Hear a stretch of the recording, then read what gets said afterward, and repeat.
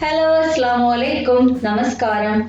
ഇന്ന് ഞാനിവിടെ കുട്ടികൾക്കൊക്കെ ഇഷ്ടാവുന്ന ഒരു ബ്രെഡിന്റെ റെസിപ്പി ആയിട്ടാണ് വന്നിട്ടുള്ളത്.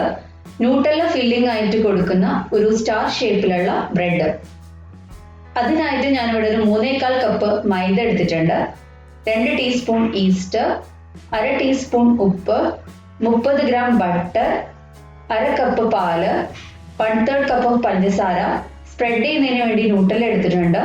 ഇതിന്റെ ലാസ്റ്റ് ബ്രെഡിന്റെ മുകളിൽ ബ്രഷ് ചെയ്യാൻ വേണ്ടിയിട്ട് ഒരു കോഴിമുട്ടയുടെ വെള്ളം എടുത്തിട്ടുണ്ട്.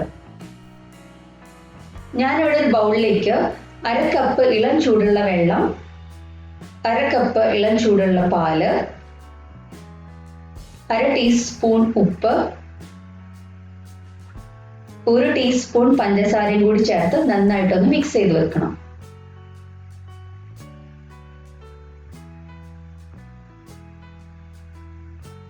ഇനി ഇതിലേക്ക് 2 ടീസ്പൂൺ ഈസ്റ്റ് ഇതുപോലെ ഒന്ന് സ്പ്രിങ്കിൾ ചെയ്ത് കൊടുക്കാം.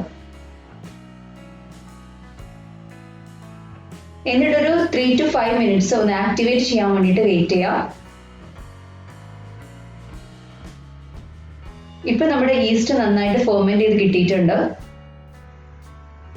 ഇനി പൊടി കുഴയ്ക്കാൻ വേണ്ടി തുടങ്ങാം. അതിനായി ഞാനൊരു ബൗളിലേക്ക് 3/4 കപ്പ് മൈദ ഇട്ട് കൊടുക്കുകയാണ്. ആക്ടിവേറ്റ് ചെയ്ത ഈസ്റ്റ്, പഞ്ചസാര, 30 ഗ്രാം ബട്ടർ മെൽറ്റ് ചെയ്ത് ചേർത്ത് കൊടുക്കാം. എന്നിട്ട് നന്നായിട്ടൊന്ന് ആദ്യം സ്പൂൺ വെച്ചിട്ടൊന്ന് മിക്സ് ചെയ്ത് കൊടുക്കാം. അതിനുശേഷം നന്നായിട്ടൊന്ന് കുഴച്ചെടുക്കാം. ഇതിൽ വെള്ളം പോരാ എന്ന് തോന്നുകയാണെങ്കിൽ കുറച്ചുകൂടി ചേർത്ത് കൊടുക്കാം. ഞാനിവിടെ ഒരു 1/2 കപ്പോളം വീണ്ടും ചേർത്ത് കൊടുത്തിട്ടുണ്ട്. ഇളം ചൂടുള്ള വെള്ളം വേണം ഒഴിച്ചു കൊടുക്കാൻ.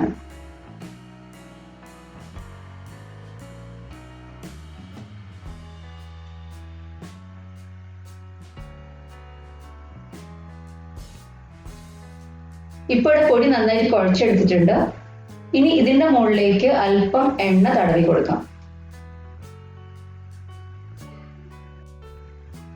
ഇത് നനഞ്ഞ തുണി വെച്ചിട്ടൊന്ന് കവർ ചെയ്ത് കൊടുക്കാം. നമ്മൾ കുഴച്ചതിനേക്കാളും ഡബിൾ സൈസ് ആയിട്ട് കിട്ടണം. ഇവിടെ മാവ് നന്നായിട്ട് പൊന്തിയിട്ടുണ്ട്. ഇത് ഒന്നുകൂടി ഒന്ന് കുഴച്ചിട്ട് ഇതിലുള്ള എയർ ബബിൾസ് ഒന്ന് കളയണം.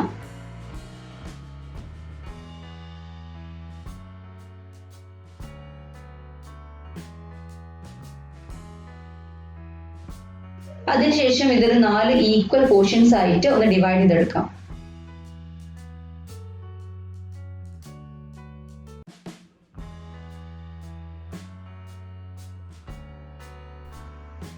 ഇനി ഓരോ ഉരുളി എടുത്തിട്ട് റഫ്ലി ഒരു 10 ഇഞ്ച് വട്ടത്തിൽ ഒന്ന് പരത്തിയെടുക്കാം.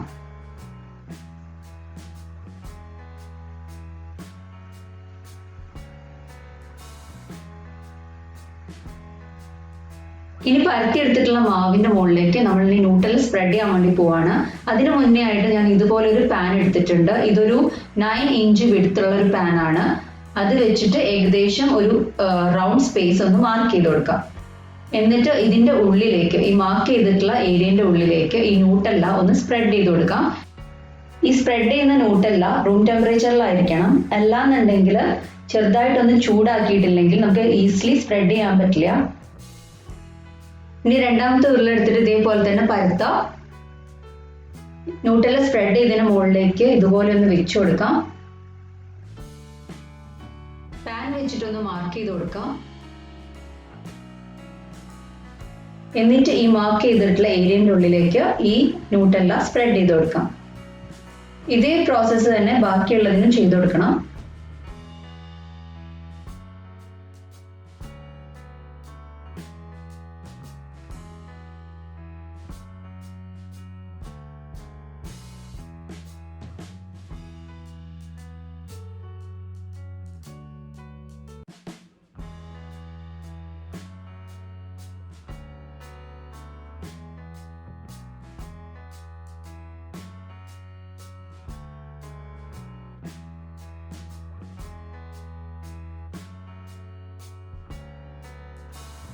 ഇനി ഇതുപോലെ പാൻ വെച്ചിട്ട് ഇതിന് ചുറ്റുമുള്ള മാവ് നമുക്കൊന്ന് കട്ട് ചെയ്തിട്ട് കളയണം.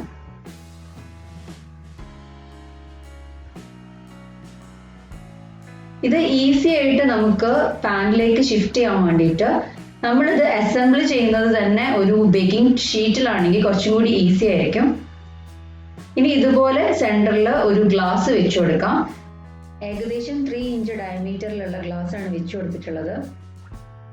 ഇനി ഇതിനെ ഒരു ടോട്ടൽ ഒരു 16 ഈക്വൽ പാർട്സ് ആക്കിയിട്ട് ഒന്ന് ഡിവൈഡ് ചെയ്യാം.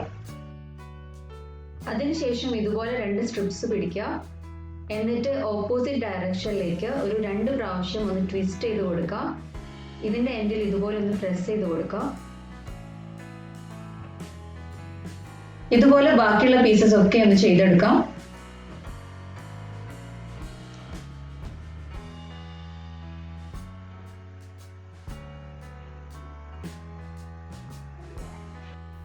ഇനി ഈ ഗ്ലാസ് എടുത്ത് മാറ്റാം. ഇപ്പൊ നമ്മുടെ ബ്രെഡ് ഒക്കെ നന്നായിട്ട് ഷേപ്പ് ചെയ്തെടുത്തിട്ടുണ്ട്. ഇനി ഇതൊന്ന് കവർ ചെയ്തിട്ട് ഒരു 20 മിനിറ്റ്സ് ഒന്ന് മാറ്റി വെക്കാം. അതിനുശേഷം ഇതൊരു ബേക്കിംഗ് ട്രേയിലേക്ക് എടുത്ത് മാറ്റാം.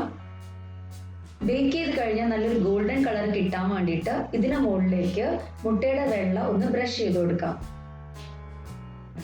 എന്നിട്ട് 180 ഡിഗ്രി സെൽഷ്യസിൽ പ്രീ ഹീറ്റ് ചെയ്ത ഓവനിൽ 15 to 20 മിനിറ്റ്സ് ഒന്ന് ബേക്ക് ചെയ്തെടുക്കാം. ഇപ്പോൾ ഇവിടെ നമ്മുടെ ബ്രെഡ് റെഡി ആയിട്ടുണ്ട്.